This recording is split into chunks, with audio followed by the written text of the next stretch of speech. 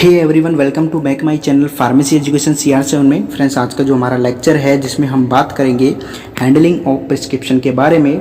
तो इससे पिछले वाले लेक्चर में हमने प्रिस्क्रिप्शन के बारे में बात करी थी, तो उसका जो लिंक है ऊपर आई बटन में मैं दे दूंगा, आप वहाँ से वीडियो देख लीजिएगा और चैनल को लाइक एंड सब्सक्राइब कर दीजिएगा। ठीक है फ्रेंड्स, तो किसी भी प्रिस्क्रिप्शन को हैंडल करना फार्मासिस्ट की रेस्पॉन्सिबिलिटी बनती है।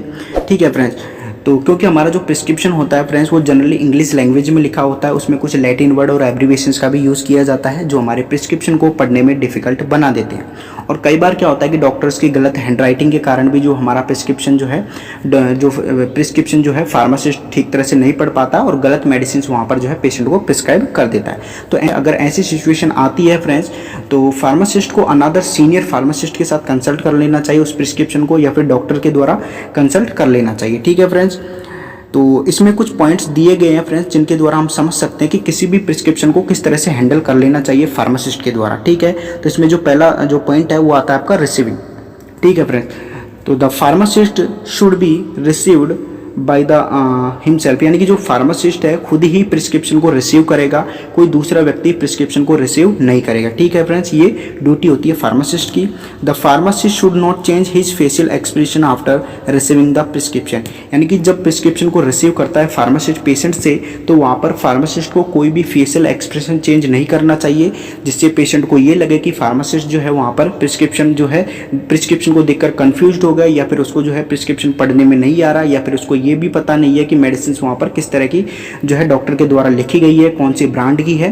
ठीक है फ्रेंड्स, तो ये सारे फेशियल एक्सप्रेशन वहाँ पर फार्मासिस्ट को नहीं दिखानी चाहिए पेशेंट को। ठीक है फ्रेंड्स, बिकॉज दिस में give the patient a feeling that the pharmacist either amazed and confused after saying the prescription.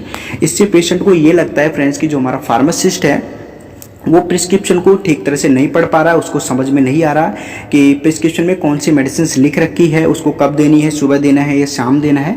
ये सारे जो पॉइंट्स प्रिस्क्रिप्शन के अंदर आते हैं वो उनको जो है ठीक तरह से नहीं पढ़ पा रहा है, यानी समझ नहीं पा रहा है। ठीक है फ्रेंड्स, तो इस प्रकार का फेशियल एक्सप्रेशन वहाँ पर फार्मासिस्ट को नहीं दिखाना चाहिए। इसके अलावा जो दूसरा जो पॉइंट आता है वो आता है हमारा reading and checking.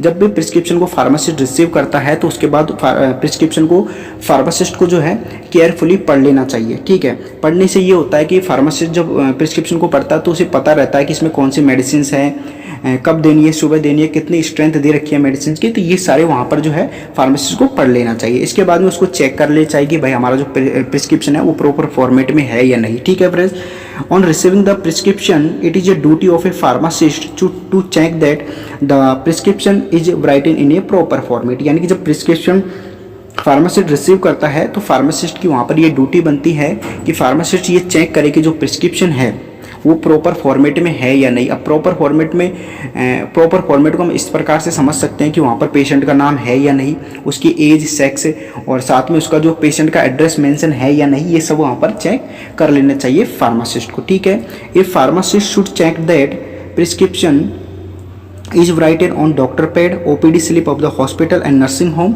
and contain prescriber dated signature। और साथ ही फार्मासिस्ट को जब यानी कि फार्मासिस्ट जब प्रिस्क्रिप्शन को पढ़ता है तो उसे ये भी चेक कर लेना चाहिए कि जो प्रिस्क्रिप्शन है वो हॉस्पिटल की OPD स्लिप पर ही हो, यानी कि डॉक्टर के पैड पर हो, उसमें डॉक्टर के सिग्नेचर मेंशन हो, उसके रजिस्ट्रेशन नंबर मेंशन हो। ठीक है फ्रेंड्स, उसका एड्रेस मेंशन हो और साथ ही में उसमें डेट भी मेंशन हो, क्योंकि किसी भी लीगल प्रिस्क्रिप्शन के लिए, ऑथेंटिक प्रिस्क्रिप्शन के लिए ये सारे पॉइंट आवश्यक होते हैं। ठीक है फ्रेंड्स, तो इस प्रकार जो है सेकंड पॉइंट खत्म होता है फ्रेंड्स। इसके बाद में आता है आपका थर्ड पॉइंट, उसमें आता है collecting and weighing the material. ठीक है, हम मान लीजिए हमारा जो फार्मासिस्ट है उसने प्रिस्क्रिप्शन को पढ़ लिया है, उसको चेक कर लिया है। इसके बाद क्या करेगा हमारा जो फार्मासिस्ट है वो जो है पेशेंट को दवाइयाँ देगा। इसके लिए सबसे पहले वो जो अपना मेडिकल स्टोर है उसमें जो दवाइयाँ हैं जो प्रिस्क्रिप्शन के अंदर मेंशन की गई है डॉक्टर के द्वारा, उन सभी को क्या करेगा फ्रेंड्स, वो कलेक्ट करना स्टार्ट कर देगा और उसको कहाँ पर जो है रख देगा, left side of the balance. ठीक है, प्रियर टू कंपाउंडिंग प्रोसेस, यानी कि कंपाउंडिंग प्रोसेस से पहले उसको कहाँ पर रखेगा, left side of the balance. ठीक है फ्रेंड्स, इसके बाद में क्या करेगा वो, each of material should be weigh and move right side of the balance to separate the weigh material from one way one. ठीक है फ्रेंड्स, यानी कि जैसे ही उन मटेरियल को वे करना स्टार्ट करेगा तो उनको एक एक करके जो है राइट साइड में जो है शिफ्ट करता जाएगा। ठीक है फ्रेंड्स, तो इसको जो हम डायग्राम की हेल्प से समझते हैं। तो यहाँ पर आप देख सकते हैं फ्रेंड्स, यहाँ पर जो आपका लेफ्ट साइड है और यहाँ पर जो है आपका राइट साइड है। तो यहाँ पर क्या करेगा फार्मासिस्ट, क्या करेगा, सारे जो मटेरियल प्रिस्क्रिप्शन के अंदर मेंशन है, कौन कौन सी दवाई लिखी गई है, मेंशन की गई है डॉक्टर के द्वारा, उनको सारी को कलेक्ट करके कहाँ पर शिफ्ट करेगा और लेफ्ट साइड में रख लेगा। ठीक है फ्रेंड्स, फिर उनको एक एक करके क्या करेगा, वे करता जाएगा और उनको कहाँ पर शिफ्ट करता जाएगा, राइट साइड में जो है शिफ्ट करता जाएगा कि जो है पेशेंट को कितनी दवा देनी है, सुबह देनी है, शाम देनी है, कितनी mg की दवा देनी है, यानी कि 500 mg की दवा देनी है या जो है 250 mg की दवा देनी है। तो ये सारी जो सिचुएशन होती है, यानी कि left side of the balance और right side of the balance, उसको आप इस प्रकार से जो आप समझ सकते हो। ठीक है फ्रेंड्स, इसके अलावा अगला जो हमारा पॉइंट है, In order to avoid any compounding error, it is advisable to read the label of stock bottle at least 3 times. ठीक है फ्रेंड्स, जब भी फार्मासिस्ट कंपाउंडिंग करेगा मेडिसिन का जो प्रिस्क्रिप्शन के अंदर प्रिस्क्राइब की गई है डॉक्टर के द्वारा, तो वो स्टॉक बोतल का जो लेबल है कम से कम उसको 3 बार पढ़ेगा। ठीक है फ्रेंड्स, कम से कम कितनी बार पढ़ेगा, 3 बार उसको स्टॉक बोतल का लेबल चेक कर लेना चाहिए कंपाउंडिंग करने से पहले, ताकि कोई भी कंपाउंडिंग एरर वहाँ पर जो है क्रिएट ना हो। ठीक है friends, the pharmacist should take special precaution will compounding process. जब वो मेडिसिन का कंपाउंडिंग कर रहा होता है, यानी कि प्रिस्क्रिप्शन के अंदर जो मटेरियल होते हैं उनको कंपाउंडिंग कर रहा होता है, तो वहाँ पर उसको कुछ स्पेशल सावधानियाँ बरतनी चाहिए। तो वो क्या है, जिसमें सबसे पहली जो आती है पिकिंग द स्टॉक बोतल, यानी कि स्टॉक बोतल को उसको पिक करना चाहिए। कहाँ से पिक करना चाहिए, सेल्फ एंड ड्रावर, यानी कि जो मेडिकल स्टोर में सेल्फ एंड ड्रावर होता है वहीं से ही उसको जो हमारी स्टॉक बोतल होती है जिसमें मेडिसिन हैं उसको जो है पिक करना चाहिए। ठीक है फ्रेंड्स, इसके अलावा removing the contents for weighing and measuring, यानी कि जो हमारी स्टॉक बोतल को उसने जो सेल्फ एंड ड्रावर से जो है लिया है, यानी कि पिक की है, उसके अंदर जो कंटेंट है यानी कि जो दवाइयाँ हैं उसको रिमूव कर लेना चाहिए। किसके लिए, वेगिंग एंड म्यूजरिंग के लिए। ठीक है फ्रेंड्स, इसके बाद मान लीजिए उसने जो कंटेंट्स यानी कि दवाइयाँ जो मटेरियल्स स्टॉक बोतल के अंदर थे उसको म्यूजरिंग कर लिया है, वे कर लिया। उसके बाद अब क्या करेगा फार्मासिस्ट, वापस उस स्टॉक बोतल को रिटर्न कर देगा किसकी जगह, उसके ओरिजिनल पे, जहाँ से उसने उस बोतल को उठाया था उसी पैलेस पर उसको वापस रख देगा। ठीक है फ्रेंड्स, तो इस प्रकार से ये जो पॉइंट है वो कंप्लीट होता है। अगला जो पॉइंट आता है वो आता है आपका कंपाउंडिंग, लेबलिंग एंड पैकिंग।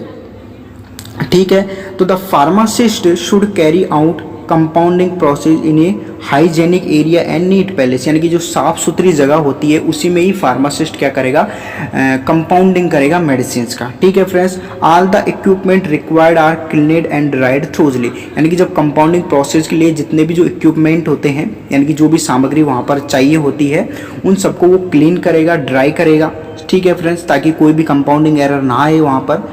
ठीक है फ्रेंड्स, इसके अलावा only one prescription should be compound at a time, यानी कि एक टाइम में एक समय में केवल एक ही प्रिस्क्रिप्शन को फार्मासिस्ट जो है कंपाउंडिंग करेगा। ठीक है, ऐसा नहीं कि 2 प्रिस्क्रिप्शन एक साथ ले लिए पेशेंट से और उनकी मेडिसिन वहाँ पर देने लग गया पेशेंट को, तो कई बार क्या होता है उसको कन्फ्यूजन हो जाएगा और उल्टी सीधी मेडिसिन जो है यानी कि किस प्रिस्क्रिप्शन की मेडिसिन किस पेशेंट को दे देगा। ठीक है, यानी कि उल्टी सीधी मेडिसिन दे देगा पेशेंट को। ठीक है, तो ऐसा नहीं कर लेना चाहिए फार्मासिस्ट को। ठीक है फ्रेंड्स, तो यानी कि एक प्रिस्क्रिप्शन को ही केवल एक समय में जो है कंपाउंडिंग करना चाहिए फार्मासिस्ट को।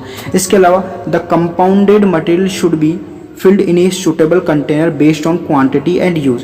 अब यानी कि जो प्रिस्क्रिप्शन के अंदर जो मटेरियल है जिसको फार्मासिस्ट ने कंपाउंडिंग किया है पेशेंट के लिए, उनको वो क्या करेगा, एक सुटेबल कंटेनर में उनकी क्वांटिटी एंड यूज़, यानी कि कितनी क्वांटिटी यानी कि कितने टाइम तक उसको लेना है और कब यूज़ करना है उसको, उसके बारे में जो है उसको बताएगा और उसको एक सुटेबल कंटेनर में वहाँ पर जो है फिल कर देगा। ठीक है फ्रेंड्स, इसके अलावा the size of label should be proportional to the size of container, यानी कि जो हमारा कंटेनर होता है उसकी साइज के प्रोपोर्शनली ही जो लेबल होना चाहिए। ऐसा नहीं कि हमारा जो स्टॉक बोतल है वो छोटी है, लेबल बड़ा है।